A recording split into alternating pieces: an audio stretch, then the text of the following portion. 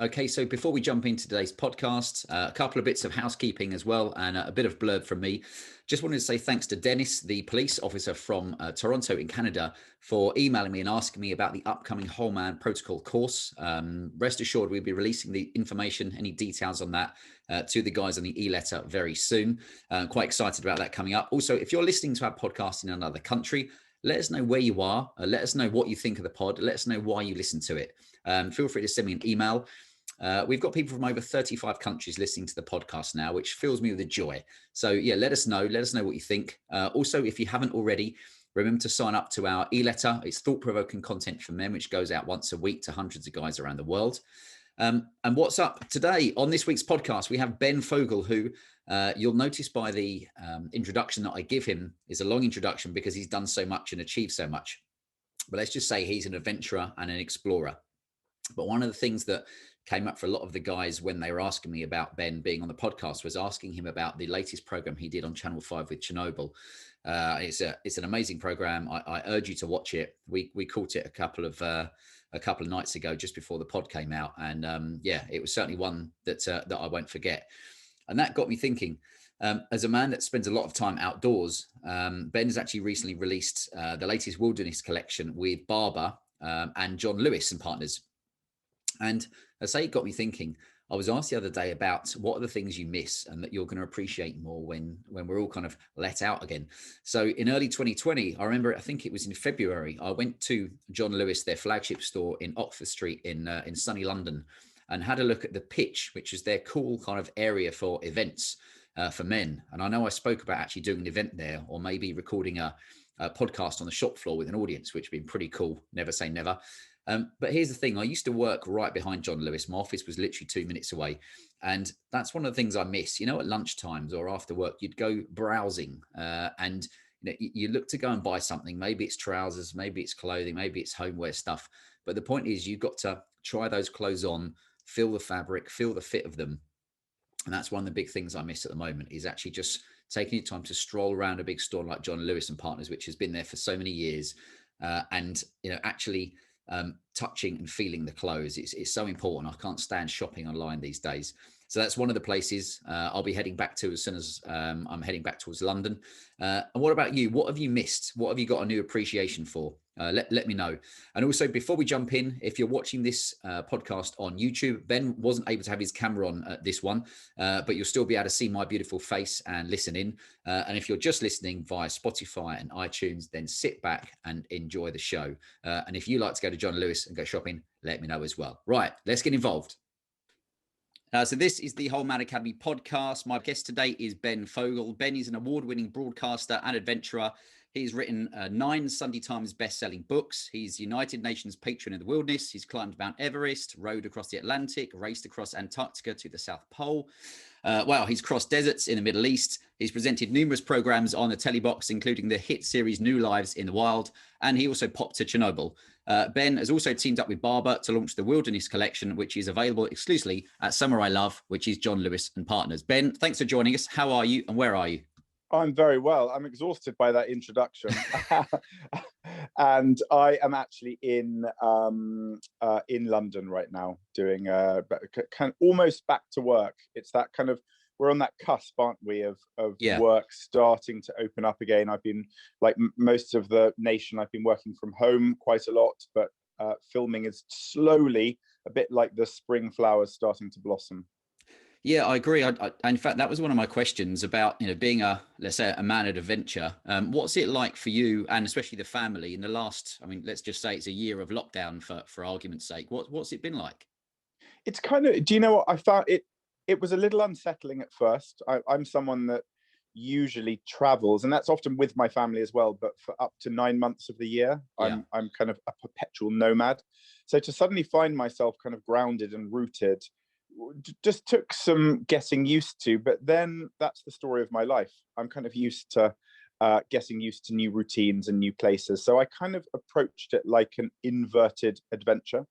And you know what, we tried to make the most of it, and we did make the most of it. And I think my children, as hard as it has been without seeing their friends and an extended family, I hope they will look back on this in 10 years time and go, wasn't that an extraordinary year? We had you around all that time. We bonded as a family. So actually, maybe I'm beginning to look with rose tinted glasses, and I'm trying to see this as an extraordinary period that we'll actually look back on with a smile rather than a frown. Yeah, and it comes down to how you frame it, I guess, doesn't it? Which is one of the big things we talk about, on the Whole Man Academy through life for us is, you can't help what's happened to you, but you can help how you react to it. And I wonder with that, where you've been staying at home so much, what was it like personally for you? Because I'm guessing there was lots of things that you had to cancel. Was there anything in particular that came up that kind of you had to, strike from the list or postpone? Oh, I mean, so I mean, we really would be here for hours if I told you everything that got cancelled and postponed. I was doing a big theatre tour, Yeah. a stage tour called Tales from the Wilderness. We had to cancel 50 shows, postpone. And it's actually returning in September, and I'm really optimistic that it will happen. I want to support local theatres, so kind of irrelevant of whether we even sell all the tickets we need to, I'm gonna forge ahead with that, because I think it's really important we all work together to get the whole nation back. Anyway, so that had to be postponed for nearly a year and a half. Yeah. And then many different filming assignments, filming trips, other work. So I listen, I can, from a work point of view, and many people listening to this, I took a big hit financially and work lost. Yeah. But I'm quite philosophical, and I kind of feel we were lucky enough to keep I was able to keep the family's head above the water when it came to finances, and I've always been quite creative. So I was able to write a book. I was able to do this great collaboration with Barber. So we were able to kind of navigate through this extraordinary period, but it just took creativity and also optimism, because you're only as hopeful and as optimistic as you will allow yourself to be. If you go down that slippery slope of hopelessness and pessimism, it's a one-way ticket, and it's quite hard to dig yourself out of that. And like many people, I think mental health is an important topic. I don't want to kind of segue onto it, but like everyone, I have my down days, and like everyone, there were moments during lockdown, and still are moments during lockdown, where I do feel a bit lost and hopeless. But I think it's important to acknowledge that. It's important to share with people that that I'm not an eternal happy smiling being. I do have those rainy, cloudy days, but they do pass. And it's like that saying, after the storm comes the sunshine at some stage. Yeah, that's a really good saying, actually. It's one of the things we, funny enough, I've written an e-letter about, was, sometimes when you're in the eye of the storm, you never believe that there's going to be a sunny day again. So it's a really important point. And I just wondered, I mean, going on from the fact that you've spent your entire life kind of going through the different adventures, where does your love of adventure come from? I think I think it was because it's the complete opposite of what I had as a child. London, like W1. So I was in the middle of the city. From my bedroom window, I could see Marble Arch, actually the structure on the corner of Hyde Park. And I grew up above my father's veterinary clinic. No garden, no outside space. So in fact, we've got photos of Dad doing a barbecue on the street, actually on the pavement. And it was so gritty when we take the dogs for walks to do their kind of evening wheeze. They would crouch behind cars, and they'd get exhaust pipe kind of black marks on their heads because they were crouching between the cars. So I'm explaining that because it was as urban as you could possibly get. Yeah. And then I used to have these extraordinary summers out in Canada. My father's Canadian by birth, and Canadian by full culture. If you spoke to him now, I think people are always surprised when they hear him. They're like, where's your real dad? Yeah. That can't be yours, because he's got a full Canadian accent, and he wears a plaid shirt, and he's, he is your quintessential Canadian. So I had these extraordinary summers where it was on a lake, and it was camping, and it was fishing and swimming. So it was like a tale of two worlds. And that was my escapism from the urbanness of much of my childhood. And I fell in love with it. I can totally understand that. I mean, knowing from, funny enough, before we jumped on the call, I said I now live in the Cotswolds, so I'm not too far away from Chipping Norton. But I was living in South London, so our back garden was, pretty much a quarter of a tennis court size with fake grass. So thankfully, relocating to here a couple of years ago meant that even in the last year, it's made it a lot more bearable, especially when you've got two little kids, two little boys who want to run around and burn energy. So yeah, I think it's one of those where when I was trying to collate all the things you've done, quite frankly, I had to delete some because the intro was, say, very long. But I just wanted to go through a few of the bits at the moment. The marathon disables that you ran, or which was how many years ago, and what was it like for you? Because I know that's pretty much, was it the longest foot race in the world? Yeah, well, there's probably longer foot races, to be fair, but in terms of kind of big popular mass culture endurance events, it's probably one of the most iconic. So I forget, so forgive me if I'm wrong, if any of your listeners are going, oh, he got it muddled up. It's either 6 or 7 marathons back to back. Yeah. That's how long ago it was, by the way, that I can't actually remember, because of course I would remember if it was yesterday. It was the first big kind of physical challenge I'd ever done. So it must have been about 15 years ago, something like that. And I did it because I wanted to prove to myself and other people that if you really believe in yourself and you really want something, then you can achieve it despite the odds. And the odds were stacked against me. I'd never run in my life. Right. I'd never done any sport at school. So it was a baptism of fire. It was incredibly hard. If I did it again, I'm not going to say it would be a breeze by any stretch of the imagination, but it would be a lot easier than it was back then, because I'd never suffered like that. I'd never suffered blisters. What made you agree to do it, or what made you kind of decide, right, I'm doing that, especially if you hadn't done, a particular amount of running before? A drunken bet in the pub with some friends. Some mates suggested that I run the London Marathon. And I don't like doing things by halves. I think you've got the long and short of that already. If I do something, I want to go big or go home. Yeah. And I decided if I was going to do a marathon, I'd do an ultra endurance marathon, and I would do the ultra endurance marathon, which is, as it's often described, the MDS. And it's quite an iconic race. It's beautiful. Yeah. It's across the Sahara, and it remains probably one of the key defining moments, I think, in my personal growth, because my confidence, it boosted my confidence enough that I would then go on to do a number of other big physical challenges that I don't think I would have done otherwise. I don't think I'd have had that confidence to do it had I not started there. That kicked you off in that direction. Well, you'll be pleased to know a friend of mine, Gavin Sanford, he's the first person in history to run it twice. So he ran it however many days it took before the race on his own with a small team helping him, and he arrived on the day it started, then ran the race through with all the other competitors. And I remember seeing this footage of it and thinking, just to do it once is a huge achievement. So it's always interesting to speak to the guys that have completed it, and often some of them question their sanity at some point during the race. And I know with doing all these things, to state the obvious, they can be very risky, very dangerous. I just wondered, how did becoming a dad change your perception of like the risks of doing these adventures and your time away traveling?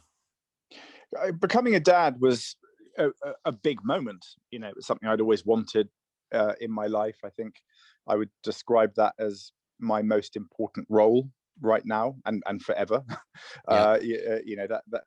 That is my definition. If you asked me how to describe myself, I would say a dad, because my kids are the most important thing. I would drop everything for them. I would give up everything for them. And I think what was interesting is that risk and danger that I had embraced most of my life, or certainly most of my adult life, was changed overnight. As soon as my firstborn Ludo, who's now 11, came along, I found myself becoming kind of a sensible dad. I kind of want to kind of use the cliche that I literally woke up the next morning dad dancing and telling dad jokes, but dad bod. To be honest, I've always done that, so I don't think there was any change there. Yeah. But I also kind of did find myself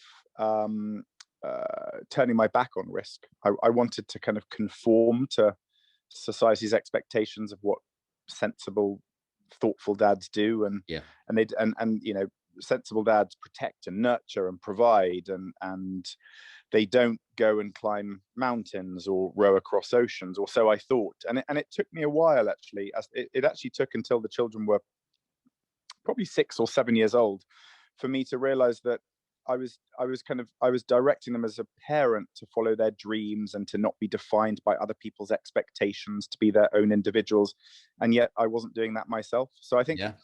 I've kind of gone through this full cycle, and actually climbing Everest, which I did 2 years ago, was probably my way of showing them that I'm a dad who still does this stuff, not just one of those boring dads who's constantly recounting the stories of what I did. Did I tell you when Yes. I lived for a year on an island? They rolled their eye. I'm already just on the cusp of being an embarrassing dad. Yeah. They kind of, in fact, I'm not even on the cusp. I think I'm a full blown embarrassing dad already. Yeah.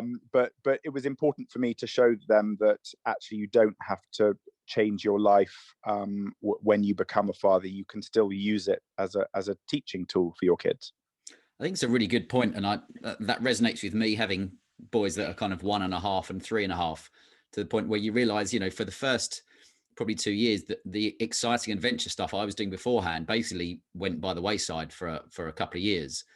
But now that they're kind of just, well, we might actually get a few full night's sleep soon, maybe, if we're lucky. But you start to then look and think, God, you know what? I gave up those things I was doing, and that's what really kind of excited you and lit a fire in you. So maybe some of the guys listening, I'm sure, might resonate with maybe the young dads in the audience who from around the world. I think there are 35 different countries people listen from, but getting back to whatever you used to do before you becoming a parent often is something that is pretty important. I wanted to ask you, how do you stay motivated and resilient in challenging times? Because you must have had a huge amount of those moments through all the different adventures where the going has got extremely tough. Yeah.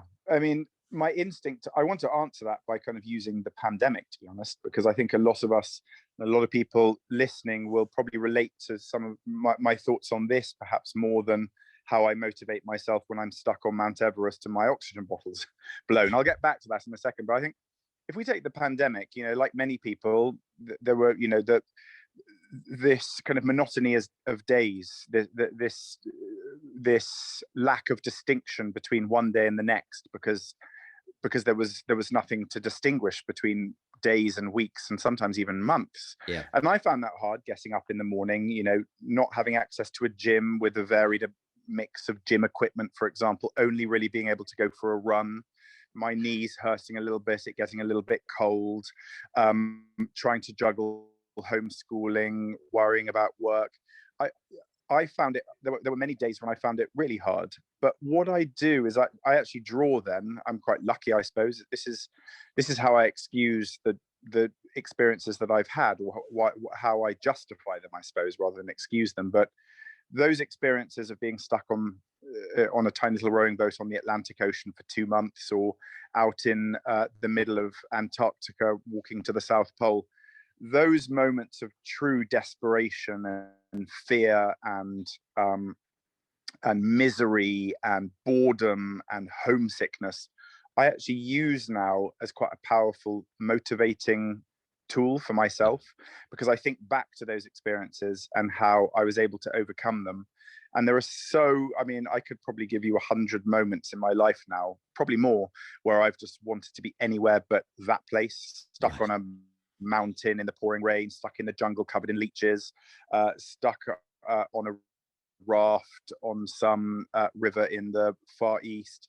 And I've been miserable. I've had tears in my eyes. I've been questioning why I was there. And then suddenly 5 days later, I'm back at home dreaming of being back in that place. So I've learned from experience that we have this, this notion the grass is always greener. We're always thinking that it could be better than it is. But as soon as you concede to the fact that you should make the most of what you have rather than lamenting what you don't have, you'll start enjoying and you'll start motivating yourself much more. So to go back to that lockdown scenario, when I really didn't want to go outside, it was freezing. It was miserable. And I'm a warm weather runner, by the way. Right. But when it was miserable, I decided to go big or go home. So I actually started running in just a pair of shorts, even when it was like -2, -3. I did what's called bare skin running. So I embraced the cold. Yeah. It's actually a tried and tested method, and I thought it would boost my immunity, and it gave me such an endorphin rush. And it's not all about the endorphin rushes, by the way, but it was amazing how it changed my mood. And a frown in the morning coming out, just feeling a bit miserable, could suddenly be elevated into not exactly ecstasy, but I certainly felt euphoric. Yeah, I mean that's a great word actually, because we're a big advocate for the like cold showers in the morning, and not necessarily stepping straight into a cold shower, but having a 1 to 2 minute cold shower is your kind of first win of the day, but also is say great for your immune system. I know some people just say they couldn't do it, but I saw your picture on Instagram of you running through I think one of the woodlands, as you say, without your top on in the cold, and I always think it's whatever works for you, because some people just wouldn't bother to do it. But what are your other kind of morning routine things, if you have any at all, that work for you? Do you know what I mean? I'm lucky like you. I've got kids, and I'm aware of how lucky we are, because children. Listen. I know some people roll their eyes and go, "Oh, it's such a hard thing to get the kids all dressed and ready and out to school when schools have started." I actually find it. That's like my task. My daughter is already kind of a good long sleeper, so I have to wake her up, and it's my challenge to get her up and out of bed without her turning into a stroppy teenage sulker. So actually, for me, I find it quite exciting, kind of getting the children up and with a smile on everyone's faces. That's kind of my morning challenge, which I love, and I think it makes me happier and smilier, because I'm forced to do it, because they need, I think the children will react how they're woken up. If you wake up with a grump and, everyone's grumpy, then it's like a perpetual, a perpetual slippery slope. But if you can all wake up with a smile. So it's, getting the children ready. I've really thrived with. Exercise is really important for me. I mean, if you really want the minutiae of my details, I start each day with a little shot of ginger, lemon, turmeric, and I've done it for years and years and years. I'm really good. I'm giving you away all my little trade secrets now. But actually, it's I kind of call it my immunity boost. Sometimes you can buy them. You can buy them in shops. It can be quite expensive. You can make your own. You can find recipes. Yeah. And you add some cayenne pepper. And do you know what? It really, a bit like that cold shower, it gives me a little boost, and I'm convinced, I don't think there's any medical proof of this, but I'm convinced it has boosted my own immunity and kind of mental well-being. So I always start the day with that, and a good strong cup of black coffee. Good strong coffee, always a good start. I'm apple cider vinegar and bicarbonate of soda man myself. Well, there you go. Yeah, and it is, but isn't it interesting? I think and I that doesn't work for me, but I know other people that does work for. And I think there is, the kind of you'll know your body, you'll know the things that kind of just give you that little eye wince, and I think you just have to experiment a little bit. Yeah, no, it's finding. We always say that, find what works for you, because someone will tell you, you've got to try this, and if it doesn't work with your routine, if you've got kids or different taste buds, I think it's one of those. It's a bit of trial and error. Well, let's jump into. I loved looking at the range with Barber. I spoke before we jumped on the call how I've been wearing Barber, or I've been wearing my dad's Barber jacket from when I was about 6-7 years old, because I grew up on a farm, so it was an essential bit of kit for me.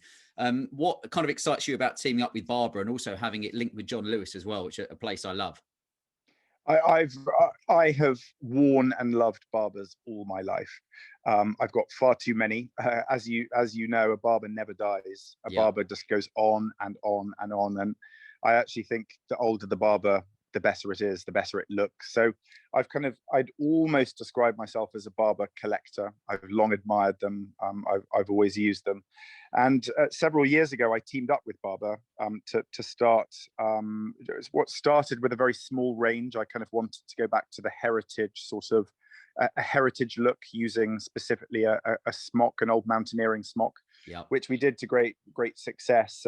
And over the years, our friendship and our collaboration has sort of tightened. I love working with Barber. It's a proper family business up in the Northeast. Good, strong, solid British heritage roots. And love working with them. And actually, over the last few years, my wife Marina kind of came on board, as we're a family that lives outdoors, we're woods or forest or parks. So we decided to put together a collection, and John Lewis, really liked what we were doing and asked if we would do a couple of exclusive ranges. So this is the second one. We did one an autumn winter 2020, and then the one that you may have seen now, which is just about out, I think. Yeah. I don't think it's officially launched. This might be the official launch, Right. which is spring summer 2021, and it's kind of based on, I quite like with the way I dress. I quite like underplaying things. I don't like huge, great logos. I don't like big, bright colors. So it's called the Wilderness Collection, and it's supposed to be quite sympathetic to the wilderness. And I've loved working with the designers. I've loved using input and my own experiences in different environments, because obviously the jackets and the collection is not made to be worn up Everest. I just want to make that very clear. Yeah. It's not, even though some of the things I may have done are quite extreme. Actually, I kind of describe myself as kind of the adventurer next door. I really am an everyday bloke. I know I've got a bit of a posh accent, but apart from that, I am just a normal bloke next door. So the collection is sort of designed to be worn almost in any situation. Obviously, spring summer is not going to be fit for an Antarctic winter, but it's certainly good for the outdoors. And you mentioned one of my roles as UN patron of the wilderness, and that role is to encourage people to get out, to connect with nature, and to to actually spend time out in the wilderness or the countryside or just a park. Whatever works for you, whatever is accessible Somewhere to you. green. And yeah, absolutely. I think it's really important, especially this last year, where a lot of people have been staying in a lot, and I'm always trying to encourage our kids to get out and kind of, for other friends, even if you have to venture out into your local park or something, just to be outside, especially for kids, is such an important one. And actually you mentioned there about the range. I just wondered, is there when I was looking at the range of all the different options, there's the coat, which is the Scarfell Parker, which just looks absolutely lovely, but I wondered if there's one particular bit that you favor most. Well, I mean, we've got for the smocks are what I have always loved. It's what I kind of live in. It's my go-to piece. Almost any of the jackets, to be honest, they're just. But Barber are the kind of, I would say, the world authority on jackets which are fit for purpose. Yeah. So I feel really proud to kind of be working with this extraordinary heritage brand, and actually kind of putting my own DNA into their extraordinary legacy. When I was kind of thinking of my experience of Barber, I realized that it's something, with the jackets that I own now, that I could go to London and go to meetings wearing them, with in a smart environment, but also I can put my wellies on and trudge through the Cotswolds with the kids. So I was trying to think of the word, but it's got a bit of versatility, which is always nice. It's versatility and it's utility. Plenty of farmers, plenty of rural folk wear them. Plenty of people in inner city areas wear them right now, because, as you will know, I can't underestimate this. A barber genuinely never dies. In fact, they have a whole, what's beautiful when you go up to their factory, they have a whole department just reconditioning. So people who've had jackets for 30 years will send their jacket in, and it can be rewaxed, and they put patches on it. So they're really embracing this notion of kind of reusing, upcycling, and keeping something for life. I would call it a jacket for life, although I seem to buy one every now and again just to add another one to my collection. And whilst we're talking about clothing that's quite frankly important to keep you safe in the elements, I just wondered, in all your adventures, have you ever had a point where you've had a total kit failure, or you've either forgotten something or something's gone wrong? Because I know the clothing whilst you're doing these adventures is so important. No, I mean, I've become quite knowledgeable just through experience when it comes to my kit. So in the last few years, not really. I felt the last big kind of failure was actually while filming New Lives in the Wild. We were filming in Alaska, and I packed my sleeping bag. And as I opened my sleeping bag in the tent in minus 20 degrees, I realized it wasn't my sleeping bag. It was actually a coat that was in a stuff bag. And that doesn't give you much protection on your lower body. So it was a pretty cold week wrapped around my I had to sleep. I actually wore the coat that I knew I had brought on my top, and then I actually threaded the other coat through my legs and zipped it up like it was kind of a pair of culottes, and kind of made some kind of slightly ridiculous looking sleeping bag. But it's a new look. Yeah, so, yeah, exactly. It was an interesting look. But no, I've actually been very lucky that I haven't had tremendous kit failures over the years, but I've certainly heard of people that have, and I think it's other people's experiences that have protected me from the same. I know there was one from doing the few kind of long distance races that I did. One of the most important things I got told was don't ever kind of wait till the day to try new kit. Oh yeah, for sure.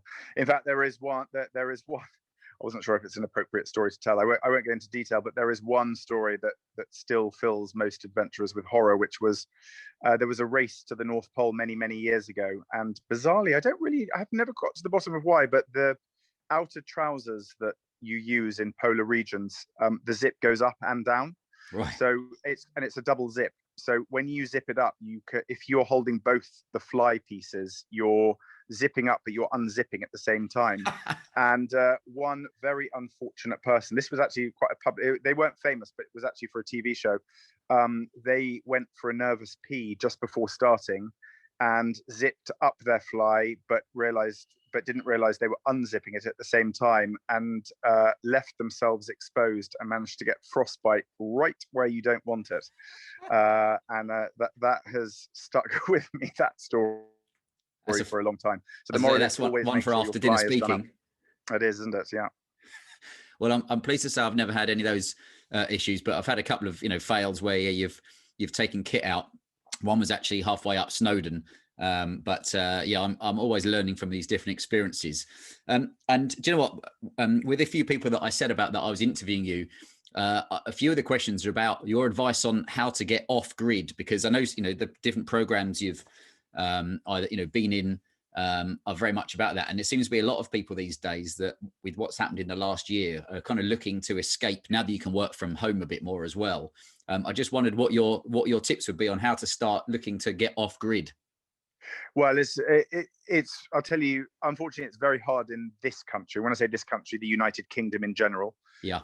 That within the United Kingdom, kind of Wales and Scotland obviously have less people, and there are probably more options. More people live off grid in those two nations than they do in England, for example. And it is still, though, within the British Isles generally very hard, because you need access to land. Yeah. And then you still need planning orders and planning permissions, depending on what you want to create. Now, that doesn't mean it's impossible. And actually, I've spent a lot of time, especially during the pandemic, where we couldn't travel overseas. I've been focusing on people who've done it in the UK. And I'd say if you just have to think about a very simple template of what you need. So you obviously need an insulated building of some kind, which is pretty easy to build yourself. I haven't done it. Sounds like I could do this. I've done this before. I could do this simply, but I've seen it so many times that actually it doesn't look as hard, I think, as perhaps it even sounds. But you can build a very well insulated straw bale house. Wouldn't cost a huge amount. And then when it comes to heating, as long as you have a source of wood, if you're on if you can find a wooded area where you can sustainably harvest wood, maybe dead wood, then I think you're on to a winner really there. So I think it's just about being super creative with how you do it. And for those who are listening, wondering what on earth we're talking about off grid, it basically means you're not connected to mains electricity, gas, water. Some people not even technology, and some people not even money. And there's varying degrees of it. So I spent some fascinating time with a man called Mark Boyle in Ireland, who experimented going moneyless. And He now lives off grid in close to a proper community. And he produces his limited energy with solar and wind. He collects all his water by bucket, which is a bit time consuming, but he's willing to do it. And he heats just using wood. So it's actually, if you strip it back, it's quite simple. What is quite hard is to go from your semi-detached building in a city. How you start doing it from that point is obviously more complicated, because you need space and you need access to resources. It's and I agree. It's one of those, if you've lived in the countryside, it's not such a shock to the system. But as you say, if you're used to, a hot shower every night and, Just Eat delivering on the door and these things, it's a big shock. I remember when we first moved to the Cotswolds, we were in a little village just outside Chipping Norton, and my partner Emma is from North London. So the first time we walked to the pub and we came out, and it was totally pitch black, and we didn't have a torch and couldn't see anything. And you realise that people in London never see true darkness because it's always light there. It's funny, isn't it? I've kind of got this tale of two lives, because I spend a great deal of my time living off grid in woods and forests and mountains in far away and closer to home places, and then I find myself back in a city, ordering food to the door, nipping over to the shops for things, and I quite like that kind of mix. But you're right, this notion that people who have only ever known an urban life won't know absolute silence. They won't necessarily know the beauty of the dawn chorus, unaffected by traffic. They won't necessarily know what it's like to see absolutely no light pollution whatsoever. Yeah. And that's kind of what excites me. It's one of the reasons I try to encourage people to access and get close to nature a little bit more. I think, Sir Attenborough just recently said that more people need to get closer to nature 10 minutes every day, and start approaching it a bit like our attitudes to fitness and healthy eating. Everyone's starting to think about that, but people are still not necessarily embracing the power of nature. Yeah. By that I mean, a notion of forest bathing, for example. So instead of this thing that we've all heard of sunbathing, and it makes many, whether you're supposed to do that now or not, I don't know, with sun damage, but a lot of people like the feel of sun on their skin. Well, the same goes for if you go into a wood, to lie beneath the trees and just kind of lose yourself in that moment is incredible for your mental well-being. I have heard of that expression, and I'm pretty sure my partner Emma's mentioned it with getting the kids into the woodland around us, and just not just being there for a little while, but just spending time in there, eating and doing those things, because it's pretty priceless. And I wondered for yourself, if you had to go off grid, knowing all the places in the world, where would you go and take the family? Well, I'm a huge fan of kind of the Northern European nations, Norway, Sweden, Finland, Denmark, Iceland. I love the cold. I love their attitude to nature. I love their food.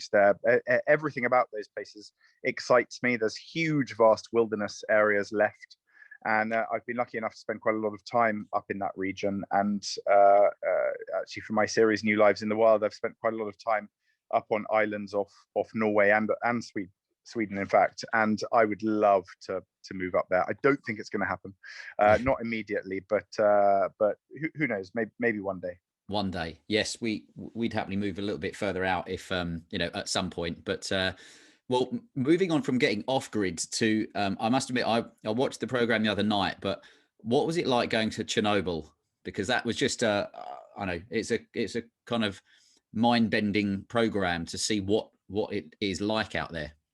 It was extraordinary. I don't want to kind of overuse that word, but it was very different to what I normally do. I'm normally in some of the most beautiful places in the world, and that was arguably one of the most ugly, if you can use that term. But actually, through that ugliness and through that wretchedness, I did find an inner beauty there. And I think anyone that watched it will have seen actually there was beauty amongst the devastation. And I felt really privileged. Yeah. I was born in the early 70s, which meant that I was 12, 13 years old or so when Chernobyl happened, which was kind of peak consciousness. Yeah. It was terrifying. Friends were joking about it. It was a big part for many of years of my childhood. Chernobyl dominated. It was headlines, genuine fear that it would affect us, that what would happen. So to finally actually find myself there was amazing. And like many people, I'd watched that extraordinary Sky drama. So it kind of felt like going to a place I was very familiar with, but really having this exclusive access, having the whole place to myself, because it's open to the, when there isn't a pandemic, people can go there. There are tours, but Oh, I didn't know that. Okay. Yeah, there are actually tours there. They're very controlled, but you can actually visit. Not all the things that I did, but you can certainly do quite a lot of. You can visit some of the places, but I was there completely alone, and it added an element of surrealness and eeriness that I think was quite palpable in the show. Oh, it was amazing. And one of the big things that for me that struck me was the part about the amount of kind of the trees that have grown through everything, and all the wildlife that has kind of developed there, because it's become that, it's like reminded me of a mini Jurassic Park or something. Was that something that surprised you? I'd heard rumors for years about this rewilding, as it's often referred, but to actually go there and actually, although it was typical, the kind of most exciting scene wasn't captured on camera. I actually saw a pack of 7 wolves one night when we were coming back from one of the locations in the city, literally marching through the streets. None of the crew saw it. I think they still think I was making it up, but marching in front of our car in the headlights were 7 wolves through the street, and it Wow. was it was mind-bogglingly beautiful. And actually, in some ways, I'm kind of glad I had that one single moment just to myself, because it sort of was a fantastic demonstration of what nature does when man leaves it alone. Yeah. And I think through that devastation that is still is still there after 35 years, there is hope. And I think the real rewilding there is proof that we can do the same elsewhere on the planet. It was amazing. I wanted to ask you, did you, when you were kind of maybe offered the chance to go out there, what was the family's take on it? Because obviously, when you're not just visiting but going into the very kind of highly radioactive areas where, as you say, you had a bit of a time limit to get back out, did you have any kind of interesting discussions with the family first? Well, do you know, it was really funny. My wife actually didn't watch it in real time when it went out, mainly because it was on a bit late and the children wanted to watch it. So we actually all watched it as a family on Sunday nights, so just a few nights ago. And by a complete quirk, it was not planned at all, I ended up wearing, while we were watching it, I was wearing the exact same clothes, the same shoes, same jumper. It's a Barber jumper, by the way. Right, of course, yeah. The one I wore there. It sounds like a plug, but it genuinely was. I was wearing exactly the same clothes, and my wife looked at the screen and then looked at me, having seen what I was doing, and she was like, "Is that? Have you washed any of that?" She was genuinely kind of taken aback. Anyway, I digress a little bit. Of course, I always chat to my family about the dangers. Everest 2 years ago was a big one that I had to kind of get my family's agreement. The last thing I would want is my children to genuinely be fearful of things I was doing. I may be brave with some of my decision making, but I'm not foolhardy, and I would never want to hurt other people through their own projection of fear. So Yeah. it's always a family debate, and I had to do a big radioactive course. I had to understand on Zoom, obviously. I had to understand, about radiation and how you can get contaminated. But it was actually kind of fortuitous that it was during the time of COVID, because actually a lot of the protocols you use for COVID are transferable to radiation. Yeah.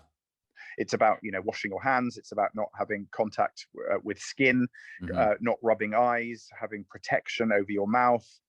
So all of those things sort of are very similar, and I think I think my family trusted me, and I also reassured them I wouldn't bring any of my clothes back, which obviously I did. I wanted to say it's kind of thing where you realize your clothes glow in the dark when you get home or something. Well, it's not, but do you know what? That's, again, it's one of those things. I was planning to leave the clothing behind, actually, if I'm to be honest. I did that was my intention. But actually, Nikolai, who was, my chaperone there, Yeah, he said to me, "Listen, Ben, if I had to throw my clothes away every time I come into this zone, I would be poor. I wouldn't have any money because I'd just be doing it." He said, "Just be careful. Just make sure you wash it all." We took it to a laundress afterwards in Kiev, and we scrubbed our boots together. And I actually thought, out of the respect, funny enough, it was maybe my decision to keep all those clothes and to still wear them was actually maybe quite affected in that I did it on purpose, because I wanted to show people that actually it's not as dangerous as we all think. And this kind of, you saying, were they glowing? Actually, Ukrainians find that, I think they find it a little bit annoying, this notion that everything is going to glow and you're going to see bones showing like an X-ray through skin if you go there. It's not. And actually what they've been able to do is to manage the Chernobyl exclusion zone rather incredibly in those 35 years since the explosion. Oh, it was incredible. Didn't know what to expect when watching it, but I kind of feel like I need to watch it again because you missed some of it. And my friend John Street, who's part of the Whole Man Academy, asked did you have to get extra insurance or anything to go out there? Like, it's a bit different to normal travel insurance. Of course, yeah. I have, because of the nature of things I do, like swimming with crocodiles and climbing high mountains. I do often have to get extra insurance. Yes, and it can be quite costly sometimes, but it's obviously it's very important. It's needed. Well, I just wondered, what are the? I mean, you've done so many different things over the years, but I wondered what are some of the big things that you haven't done yet that are kind of still on the to-do list. Well, I'd always thought about politics, but I think the last few years of current affairs have put me off that for life. I'd always thought that actually my attitude towards politics has always been that it should be done for altruistic reasons, as in you shouldn't be, I don't even know if I've got the word right there, but I've always thought that to be a politician or an MP is something that you should do to give back to society, and it shouldn't be for personal gain, and it shouldn't be for ego, and it should be something done to share all the experiences you've had. And for many years I thought all these experiences, meeting extraordinary people around the world, living different lifestyles, testing myself, experimenting, this sure for a long time I always felt that I could translate that into politics. And then I think what has become very obvious is that politics has turned into the cult of personality, and it's all down to your individual extreme character traits, whether it's extreme left, extreme right. The only way you really make a name for yourself is by by pushing your own personality, and I never wanted to do that. I only ever thought about politics for as a way of translating experiences into day-to-day politics, but I've realized that's not going to happen. So I don't even know why I mentioned that when it's interesting. I've really already abandoned it, but I think it is quite interesting, isn't it? And I think it's if I'm to be honest, I always think it's a bit sad, because I think there's probably quite a few people that feel like that. I think I couldn't agree more. I think if people weren't terrified away from politics because they knew the poison the poison chalice they were taking on, we might actually have some good politicians out there. But let's not get all political on this. That was certainly something I'd thought about, and I'd still quite like to do something to do with giving back, whether that's working somehow in a public sector area. But I'd also, this might surprise you a little bit more. I'm actually the son of an actress, and my mother was quite famous back in the 70s and 80s. She did lots of big films like the original Alfie with Michael Caine and Yeah. Half a Sixpence with Tommy Steele. And my childhood aspirations had always been to be an actor. That's what I wanted to do. I was desperate, but I got rejected by every single drama school, and that kind of put a stop to that. But deep down, I would still love to actually perform. I suppose the tour I'm doing, Tales from the Wilderness, where I am in theatres, there's an element of performance, but I'm still being myself, and I'm still sharing my stories of rowing or living for a year on an island. And I've never had a real opportunity to actually play someone else, to become a character. And I think that is something that I would probably still like to just try, because I think I just need to know whether I'd be really, really good or really, really bad. And I really don't know. And actually, I've made friends with failure. I had a lot of failure as a child, but now I've kind of accepted that failure is an important thing in life. So actually, if it didn't work, I'd be quite happy. But I think there would always be a kind of question mark if I didn't try it out one day.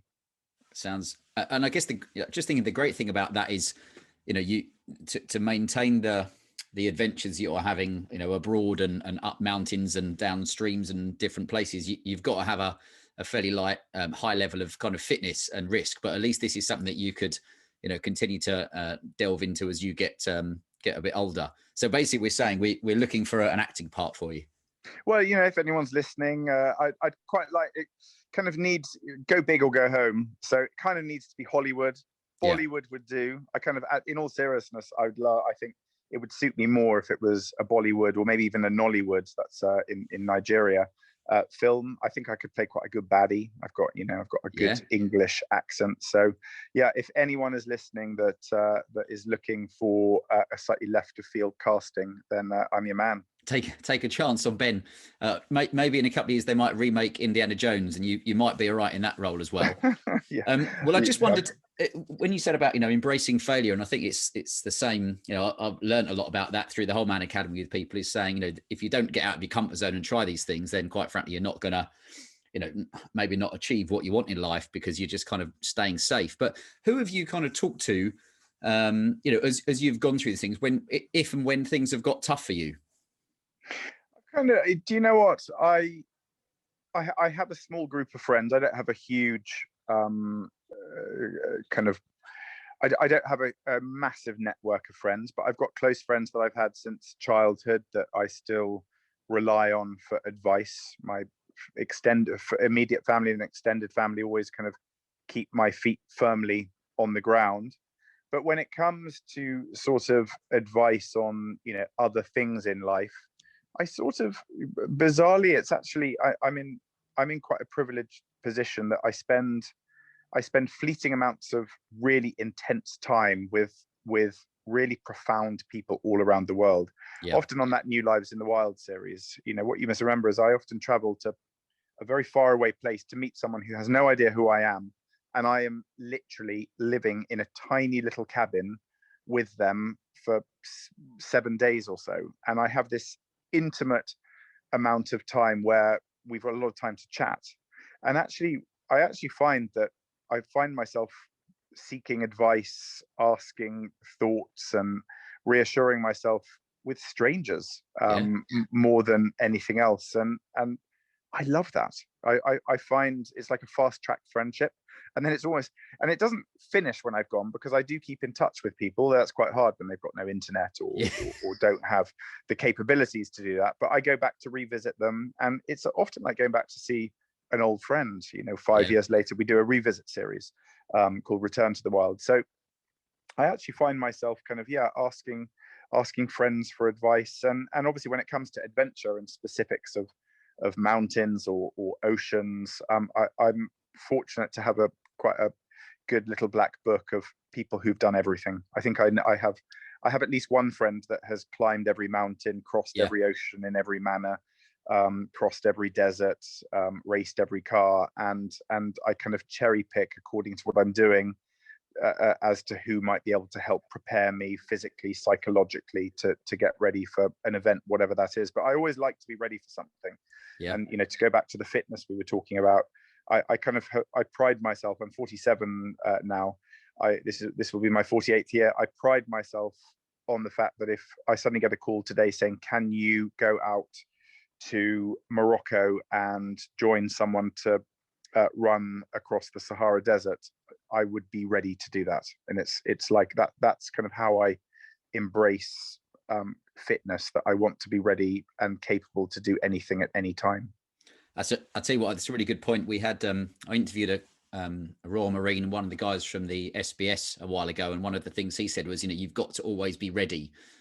So maybe I need to up my training a bit in case anybody wants me to cross the Sahara. In fact, talking my kind of last question, because I'm mindful of your time, but I know back when you did the Atlantic rowing race with James Cracknell, and I bring that up not necessarily because of the race, but I know he had that pretty serious accident when he was it cycling, where he got hit by a truck or a van. And I wondered for yourself, has there ever been a time where actually you're pretty fearful for your life? No, not fearful for my life, but I've had mishaps, and I've had moments of fear. I picked up a nasty tropical disease called leishmaniasis about gosh, I forget now. I think it was probably about 10 years ago, and I picked it up in the forests of South America, and it's a flesh-eating disease, and the only way to get rid of it is with chemotherapy. So it's pretty intense. I had to go into hospital for 2 months of chemo, and that I wasn't scared, because I felt very lucky that I was I was in capable hands. I had access to the NHS, but seeing it kills many people in the world, and I think it was a reminder of my mortality, but also of my privilege.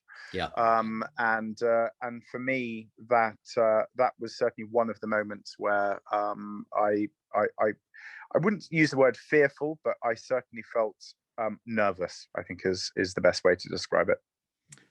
It's impressive, really, considering the amount of kind of different adventures that you've had. That, yeah, thankfully there's nothing that's got to the kind of danger to life level. And my last question was about for you in the next kind of year, once things open up. Is there anything? Because I know you've got your Tales of Wilderness tour is it September? It's supposed to start again. What would someone coming along to that kind of be the takeaway? Well, I'm really looking. I mean, I've already mentioned my aspirations to be an actor. So actually, I did a number of the shows, gosh, nearly 2 years ago now, and what I've tried to do is to bring a kind of theatrical flair to some of these stories that we've been talking about, and trying to bring them into everyday life. So I think if someone needs some inspiration, if someone is looking for something upbeat, some positivity, and some quite amusing stories, a bit like The Flies, Yeah. then this is for you. And I have tried to make it quite emotional, funny, scary. I've tried to bring all the different experiences I've had together, not in a showy off way. This is not a sort of egotistical look at me show. It's more of a kind of a slightly philosophical journey from failing schoolboy, I failed all my exams, destined for hopelessness and nothing really, how I was able to flip my life on its head and turn it around, and how if I was able to do it, anyone can. So I think, especially post-pandemic, if people are looking to pick up the pieces, they need to kind of rebuild shattered confidence, shattered mental well-being, of which there'll be a tremendous amount of recovery effort needed. Then I think this show, I think you'll find the show quite enlightening and uplifting and motivating. Sounds ticks all the boxes. I'll be making sure I look at the list of dates and the locations, and trying to get along to one, and perhaps drag someone from the Whole Man Academy as long as well. So looks pretty good. Well, look, Ben, I appreciate you're probably got a busy schedule with everything else going on in your life. So we'll tie the interview up. But I just want to say thanks very much, firstly, for taking the time today, but also for creating some of the stuff I've watched. Just gives you great. I know, because it's not just programs. It's you learn something about the places you are and the experiences you're having at the same time. So yeah, for everything you're doing, it's much appreciated. Well, thank you so much. Really kind of you, and I've loved chatting today.